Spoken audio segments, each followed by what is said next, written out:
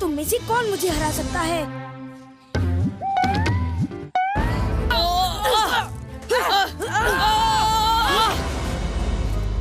ये कार्तिक पता नहीं कैसे लकड़ी से अपने आप तलवार और भाले बना लेता है। कोई इसके सामने टिक ही नहीं पाता।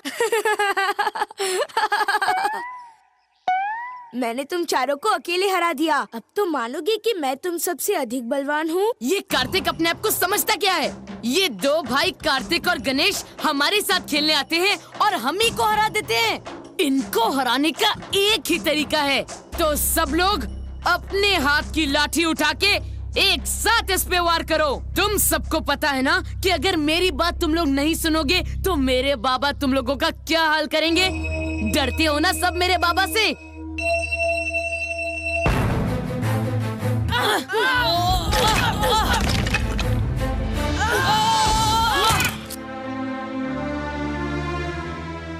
अब बताओ कौन सबसे अधिक बलवान है? हाँ? पर तुमने तो छल से कार्तिक भैया को हराया। ये तो कायरों का काम है। मुझे कायर कहते हो? तुम खुद तो इंसान ही नहीं हो, हाथी की मुंडी लेके घूमते हो। अरे तुम्हें तो हम गांव में घुसने देते हैं, यही बड़ी बात है।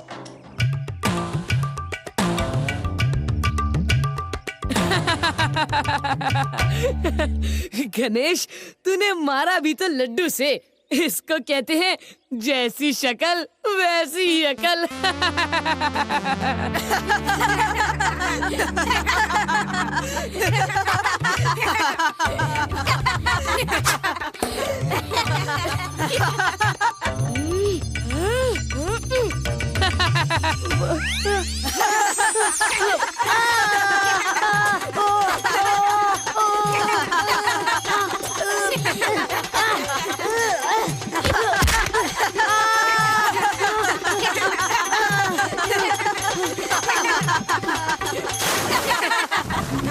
देखा, हमेशा मेरे भाई को चिढ़ाते हो, पर उसने तुम्हें सबक सिखाने के साथ साथ तुम्हें तुरंत बचाया भी।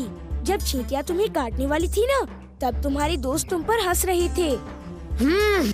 ये सब क्या हो रहा है? तुम्हारे कपड़े गीले क्यों हैं? इन भाइयों ने मेरे ऊपर चींटी छोड़ दिए थे, इसलिए मैंने खुद के ऊपर पानी डाल के अपने आप को बचाया। तुम लोगों की इतनी हिम्मत!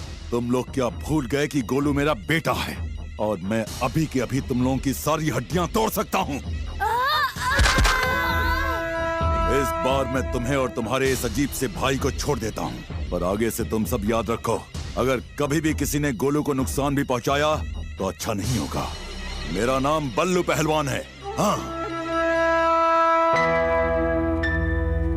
कि गोलू गलत होके भी हमेशा जीत जाता है, क्योंकि वो बल्लू पहलवान का बेटा है। इसीलिए सब लोग उससे डरते हैं और हमेशा उसी की बात मानते हैं। हाँ, और हमारे पिता इतने सीधे साधे और भोले हैं, उनसे तो कभी कोई भी नहीं डरेगा। कार्तिक, गणेश, लक्ष्मी और सरस्वती को नहीं पता था कि उनके भोले भाले पिता असल में सर्वशक्तिमान शिव जी हैं।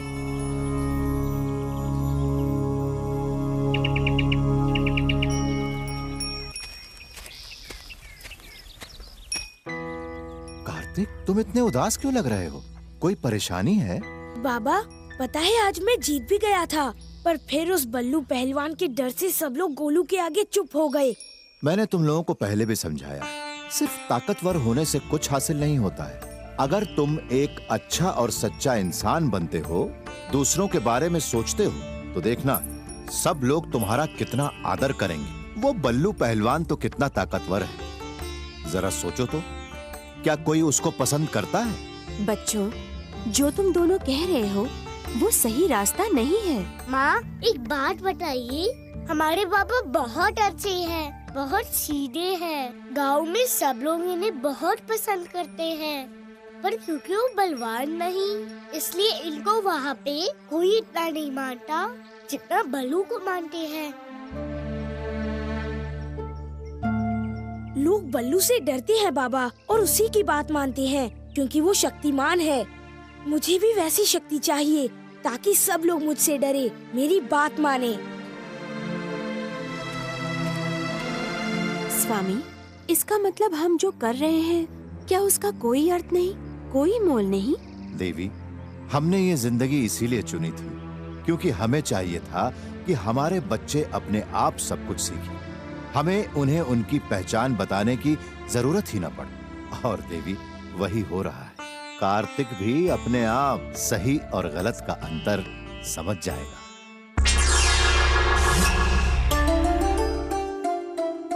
आज मैं एक पुस्तक पढ़ रही थी जिसमें तारों के बारे में लिखा हुआ है।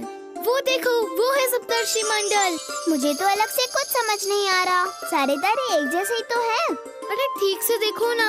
ऐसे ही आकाश में तारों को देखकर ही तो हमारे मुनि ऋषियों को इस ब्रह्मांड के बारे में ज्ञान प्राप्त हुआ था।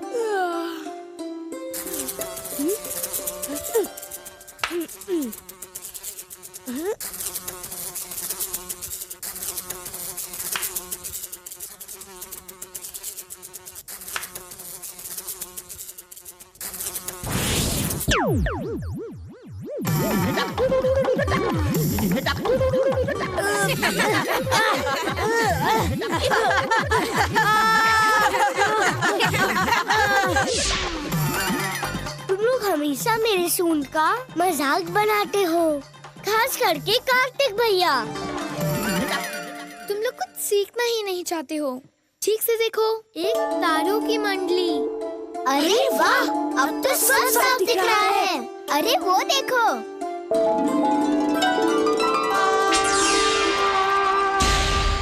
ओम, ऐसे नक्षत्र के बारे में तो मैंने कहीं नहीं पढ़ा। ये तो और बड़ा हो रहा है। हाँ, इस धरती के पास ही आ रहा है। ये पता नहीं क्या हो रहा है। हमें घर चलना चाहिए। ये जो भी कुछ है, ये ऊपर उस जंगल में उतर रहा है। मैं तो जा रहा हूँ देखने। अगर तुम लोगों को घर जाना है तो तुम जा सकते हो। हम भी चलेंगे।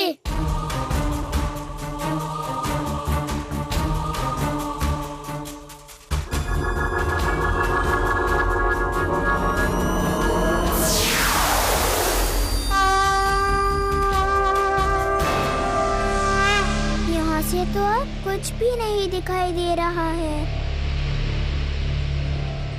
ये कैसी आवाज है? नमः लग रहा है शिवाय। जैसे कोई मंत्र पढ़ रहा है। नमः पर इतनी रात को, वो भी जंगल में। क्या पता ये मंत्र उस ओम से संबंध रखता हो। हमें वही जाना चाहिए जहाँ से आवाज आ रही है। ओम नमः शिवाय। ओम नमः शिवाय। ओम नमः शिवाय। ओम नमः शिवाय। ओम नमः शिवाय। ओम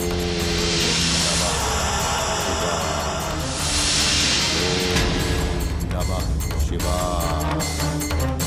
ओम नमः शिवाय।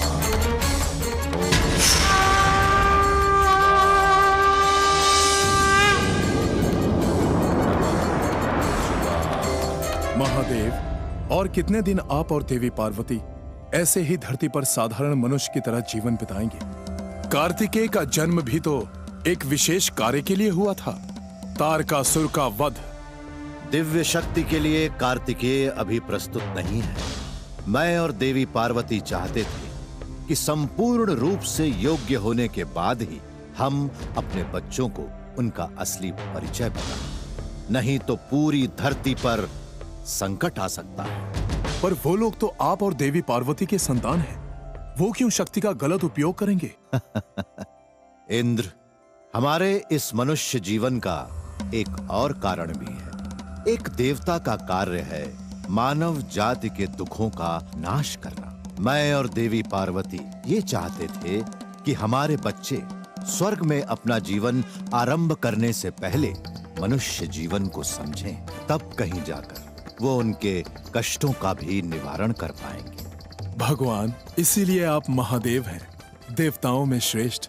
हम सब कार्तिकेय, गणेश, लक्ष्मी और सरस्वती की शिक्षा समाप्त होने की प्रतीक्षा करेंगे। अब हमें आज्ञा दीजिए। वो देखो, यहाँ आज कोई चमत्कार हुआ है। हमने जो देखा वो कोई साधारण चीज नहीं थी, पर वो था क्या? आज तुम मेरे साथ खेलोगे ना? हाँ कार्तिक भैया, आज देखना हम दोनों भाइयों को कोई नहीं हरा पाएगा। अरे इस तरफ ये तो तुम्हारी दे दो। अरे मुझे दो ये लो अरे मुझे दो ना। अरे मुझे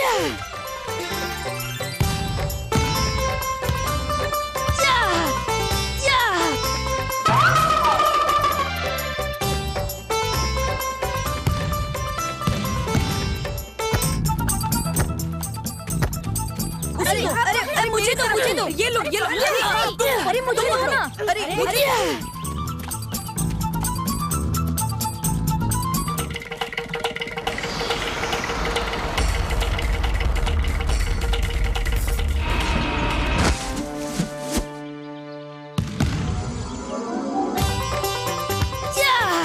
हम लोगों को कोई नहीं हरा पाएगा।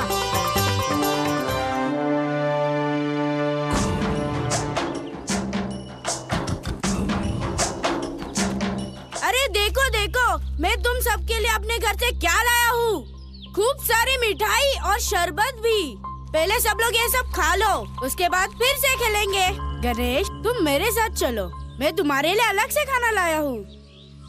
जल्दी खाओ। अरे वाह क्या स्वादिष्ट है। अरे वाह।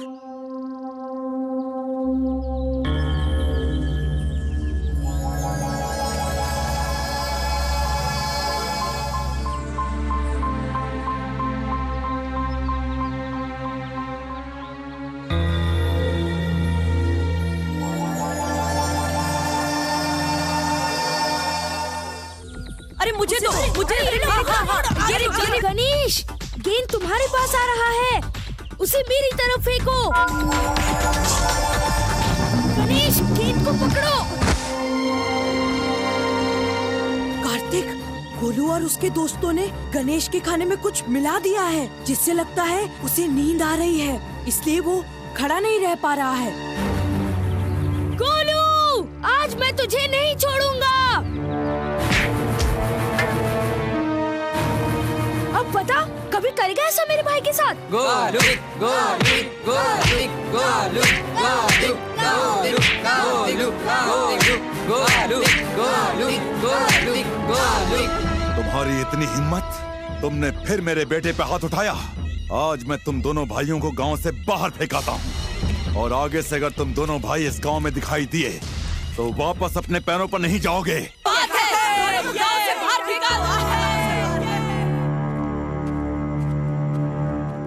भाई मुझसे चला नहीं जा रहा है, मेरा हाथ पकड़ लो ना।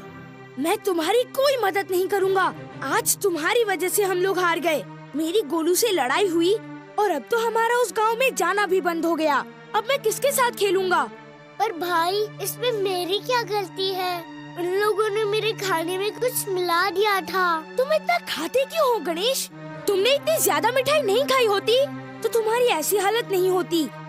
आज लड़ाई सिर्फ तुम्हारी वजह से हुई है। और आज क्या, लड़ाई हमेशा तुम्हारी ही वजह से होती है, क्योंकि सारे लड़के तुम्हारे इस हाथी के चेहरे और सूंड की वजह से तुम्हें चिढ़ाते हैं। फिर मुझे उन लोगों से लड़ना पड़ता है। जब तक तुम हमारे साथ रहोगे, लोग तुम्हारी वजह से हमेशा हमारा मजाक बनाएंगे। मुझे नहीं चाहिए तुम्हारे जैसा भाई। तुम कहीं चले क्यों नहीं जाते?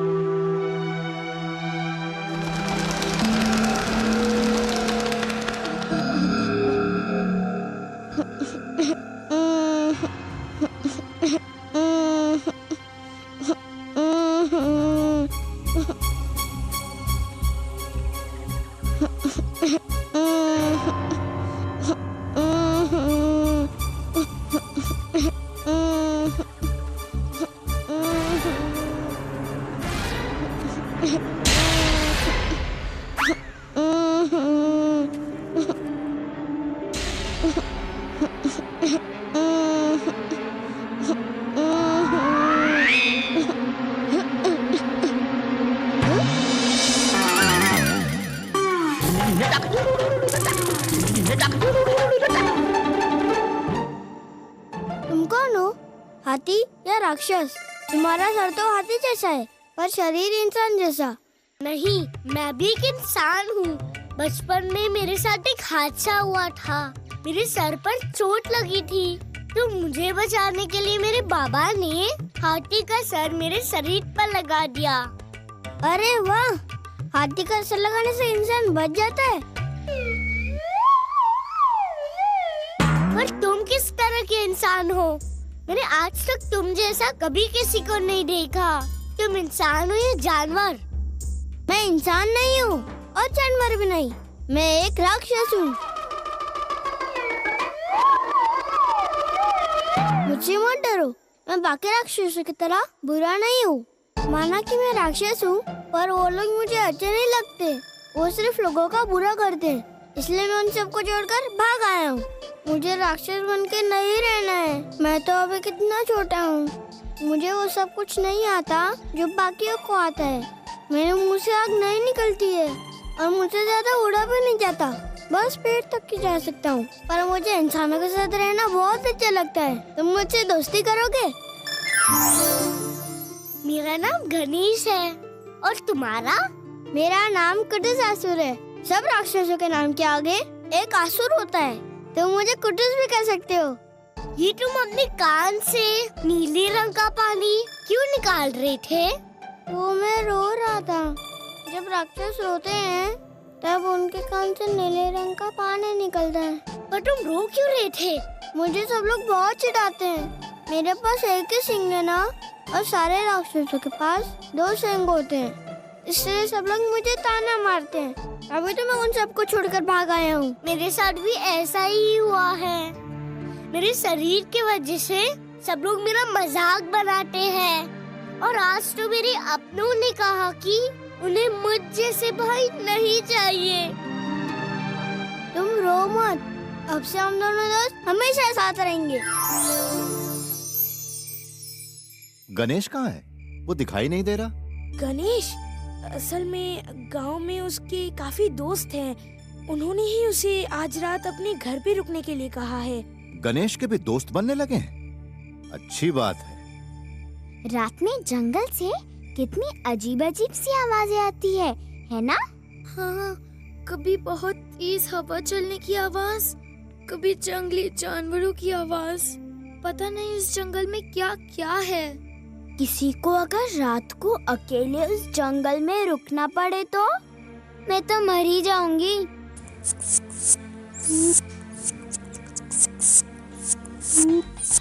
अपने दोनों हाथों को ऊपर करो, ये ऐसे, नहीं थोड़ा और नीचे, फिर अपने सर को झुकाओ और उड़ जाओ। अरे अरे, शायद तुम ऐसे नहीं उड़ पाओगे। एक काम करो, जब तुम अपने हाथ ऊपर करोगे तब अपनी आंखें बंद करके एक मंत्र बोलना। हमारे यहाँ जो राक्षस औरतें होती हैं, वो अपने छोटे बच्चों को ऐसे ही उड़ना सिखाती है।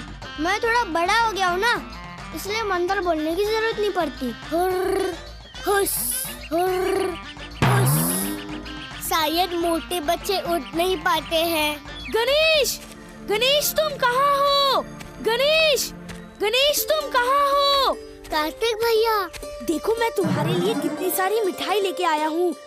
आज माँ ने घर पे बहुत अच्छे मोदक बनाए हैं और तुम्हें तो अब तक बहुत भूख लग चुकी होगी। मुझे नहीं चाहिए, मैं तो सिर्फ खाता रहता हूँ ना।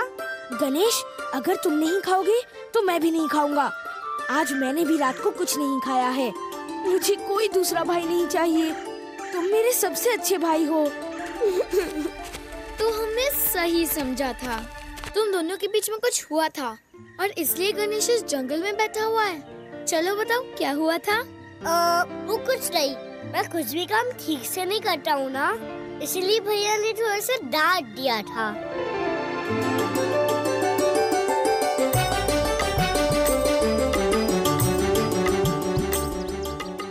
ये कौन सा जानवर है गणेश?